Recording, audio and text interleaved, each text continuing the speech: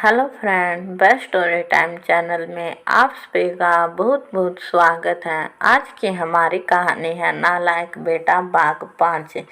नालायक बेटा। जैसे ही कोई इस नाम से राकेश को बुलाता, रमाजी का माथा छन छन करने लगता। पूरा गांव उसे इसी नाम से ही तो जानता है, लेकिन राकेश को यह बिल्कुल भी बुरा नहीं लगता, क्योंकि उसे नालायक बने रहना लायक बनने से कहीं ज़्यादा बेहतर लगता है। लेकिन रमाजी कहीं न कहीं वो खुद को इन सब का जिम्मेदार मानती थी, और शायद थी भी, क्योंकि राकेश उसका बड़ा बेटा था।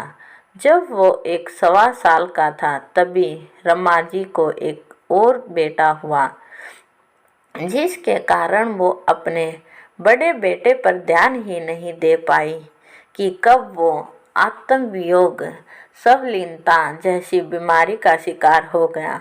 उनका बस सारा दिन बच्चों के खाने पीने, सुलाने और घर के कामों में ही निकल जाता। शुरू से ही घर में कोई सदस्य नहीं था, न सास ससुर थे, न ननंद देवर थे। बस कहने के नाम पर एक बूढ़ी मौसी थी, जिनके कहने पर उनका रिश्ता हुआ था। लेकिन मौसी भी दूसरे गांव में रहती थी, कभी कभार आया जाया करती थी, इसलिए रमाजी को पता ही नहीं था कि कितने साल में बच्चे का कितना विकास होना चाहिए। एक दिन जब राकेश लगभग 3 साल का हो गया था, तो विकास छोटा बेटा, जो सिर्फ अभी 1.25 साल का ही था, काफ़ी चंचल था। जल्दी जल्दी भागने दौड़ने लगा, खूब बातें बनाने लगा। उन्हें लगा हर बच्चा अलग अलग होता है, कोई सब काम जल्दी सीख जाता है, तो कोई बच्चा उसी काम को काफ़ी समय लगा कर करता है। उन्हें गहरा धक्का तब लगा जब विकास लगभग 2.5 साल का था और राकेश 4 साल का होने को आया था, और वो उनका दाखिला कराने पास ही के स्कूल ले गई। वहाँ के प्रिंसिपल जी ने जो भी पूछा, न तो राकेश ने उनकी बात ठीक से समझ पाया और ना ही उसने उन्हें कोई खास प्रतिक्रिया दी। इसी वजह से वहाँ के प्रिंसिपल जी ने राकेश का दाखिला करने से इनकार कर दिया और उसे किसी अच्छे डॉक्टर को दिखाने की सलाह दी। लेकिन गांव में कहाँ इतने पढ़े लिखे डॉक्टर थे, ज़्यादा से ज़्यादा वैद्य जी से दवाई ले ली बस। उन्होंने उसे घर पर ही भी थोड़ा थोड़ा पढ़ाना शुरू किया, पर सब व्यर्थ हार कर उन्होंने अगले साल विकास का दाखिला तो स्कूल में कर दिया, लेकिन राकेश को घर पर ही पढ़ाने की कोशिश करती रही। जो भी विकास स्कूल में पढ़ कर आता और जो उसे काम मिलता, वही सब उन्होंने राकेश को भी घर में पढ़ाना शुरू किया। थोड़ा बहुत उसे पढ़ाने में कामयाब भी रही, पर फिर भी उसका दाखिला किसी भी स्कूल में कराने में नाकाम रही। एक दिन बहुत उम्मीदें और अपनी जमा पूंजी लेकर दोनों माता पिता उसे शहर में बड़े डॉक्टर को दिखाने गए, लेकिन वहाँ उस समय पर इस बीमारी का इलाज भी संभव नहीं था। इसलिए डॉक्टर ने इसे लाइलाज बीमारी का नाम दे दिया। रमाजी और उसके पति बुझे मन से गांव वापस आ गए। अब दोनों भाई धीरे धीरे बड़े हो रहे थे। जहां विकास पढ़ाई में काफ़ी होशियार था, वहीं राकेश अंदर ही अंदर हीन भावना का शिकार हो रहा था, और उसमें कहीं न कहीं उसके अंदर ईर्ष्या का भाव पैदा हो गया। रमा जी ने यह सब देख रही थी, साथ ही अपने बेटे के अंदर आए बदलाव को भी महसूस कर रही थी। इसी के चलते दोनों ने निर्णय लिया कि उसे उनके बापू के साथ खेती के काम में लगा देंगे, जहां एक तरफ उनका दिमाग भी उसी काम में लगा रहेगा और दूसरी तरफ उसके अंदर से भाई के लिए भी थोड़ी ईर्ष्या कम होगी। कुछ ही सालों बाद विकास जहां 12वीं क्लास पूरी कर चुका था और अब उसे आगे बीएससी करने के लिए गांव में कॉलेज न होने के कारण गांव से बाहर जाना था, वहीं राकेश अभी भी छठी क्लास के बच्चे जितना ही था। इसी तरह समय बीतता जा रहा था।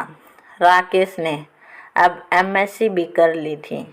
उसके बाद एक फार्मा कंपनी में नौकरी करनी शुरू कर दी थी और अब उसकी शादी की उम्र हो चली थी। उम्र तो राकेश की भी हो गई थी, लेकिन उसे कौन अपनी बेटी देने को तैयार होता।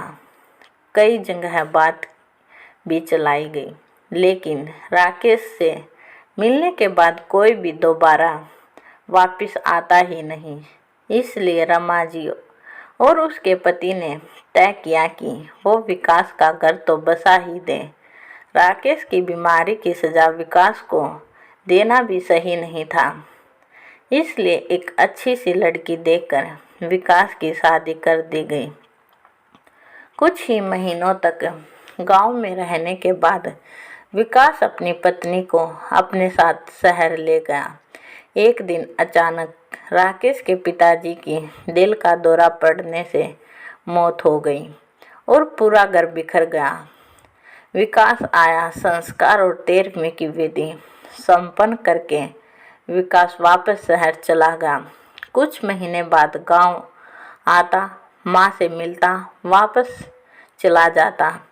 रमा जी हर बार इसी उम्मीद में रहती कि एक दिन तो विकास कहेगा कि माँ अब आप दोनों भी मेरे साथ चलो, सब एक साथ वहीं रहेंगे। पर यह सब उनके मन में ही रह गई। इस बार विकास पिताजी की बरसी पर घर आया, लेकिन अगले ही दिन जाने की तैयारी करने लगा। अपनी पत्नी को भी वो गांव कम ही लाता। रमा जी को लगा कि इस बार तो हम शायद साथ ही जाएंगे, पर विकास बिना कुछ कहे अपना सामान बांधकर जल्दी मिलने आने का वादा करके चला गया। रमा जी समझ चुकी थी कि उनका बेटा कुछ ज़्यादा ही लायक हो गया है। उनके पास रह गया था एक नालायक बेटा, जो उनके लिए लायक था, जिसे परवाह ही उनकी दिन रात सेवा करता था। अब बस दोनों साथ रहते थे। खेती से इतना तो मिल ही जाता था कि दोनों अपना पेट भर सकें, और हिसाब किताब की जिम्मेदारी रमा जी खुद उठाती थी। कभी कभी उनकी तबीयत काफ़ी खराब भी रहने लगी थी। उस समय भी वे पूरी कोशिश करती कि राकेश पर बोझ न बने। कभी कभी सोचती कि मेरे जाने के बाद राकेश का क्या होगा। विकास ने तो जीते जी ही हम सबसे सारे रिश्ते ख़त्म कर लिए हैं। ना माँ की फिक्र है, ना बड़े भाई की। इसी चिंता में वो रात दिन गुली जा रही थी, लेकिन उन्हें कोई उपाय नज़र नहीं आ रहा था। एक दिन स्कूल के एक मास्टर साहब उनके पड़ोस में ही रहने आए। रमा बहन के मन ने कई बार प्रश्न उठा कि उससे बात करें। फिर एक दिन रमा बहन की तबीयत ठीक नहीं थी। शाम के समय पड़ोस में रहने वाले मास्टर जी अपनी पत्नी के साथ उनका हाल चाल जानने आए। जाते जाते कहने लगे, अच्छा रमा बहन अब चलते हैं, कोई काम हो तो बताइएगा। रमा जी पहले तो झिझक के मारे कुछ बोल ही नहीं पाई। आखिर में मास्टर जी की पत्नी ने भाप लिया और कहने लगी, आपने राकेश के बारे में क्या सोचा है बहन जी? अभी तो जैसे तैसे उसकी देखभाल कर रही हैं। लेकिन रमा जी ने उन्हें बीच में ही रोकते हुए कहा, यही तो चिंता मुझे दिन रात खाए जा रही है कि मेरे जाने के बाद इसका क्या होगा। घर का काम तो थोड़ा बहुत सीख गया है, थोड़ा और करते करते सीख जाएगा, लेकिन कमाएगा कैसे और कमा भी लिया तो उसे जोड़ेगा कैसे, हिसाब किताब कैसे रखेगा। तभी मास्टर जी बोल पड़े, अगर आपको संकोच ना हो तो आप कुछ दिन शाम राकेश को घर भेज दिया कीजिए। मैं कोशिश करूँगा कि उसे कुछ आसान तरीके से समझा सकूँ। देखता हूँ, अगर मुझसे कुछ हो पाया तो अच्छा। अब चलते हैं। रुकिए मास्टर जी, पीछे से टोकने के लिए माफ़ी चाहूँगी, लेकिन आप उसकी फ़ीस भी बता देते तो। फीस? वो तो बहुत ज़्यादा है। आपका स्वास्थ्य है। और तीनों ही हंस पड़े। कैसी बात करती हो रमा बहन, आपको बहन कहता हूँ। आप ही से फीस लूँगा, बस आप भेज दीजिए। 1-2 दिन देखता हूँ, कुछ कर पाया तो आपकी बड़ी मेहरबानी, कहकर रमा जी ने हाथ जोड़ लिए और किसी तरह अपने आंसुओं को रोककर मास्टर जी को विदा किया।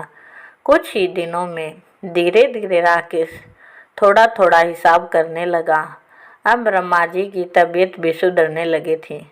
शायद अपने नालायक बेटे को थोड़ा लायक बनता देख कुछ और दिनों की मेहनत से राकेश बिल्कुल ठीक हो गया। दोस्तों, ये थी हमारी आज की कहानी। अगर कहानी अच्छी लगे तो प्लीज़ चैनल को सब्सक्राइब करें और अपने राय कमेंट में ज़रूर लिखें। धन्यवाद।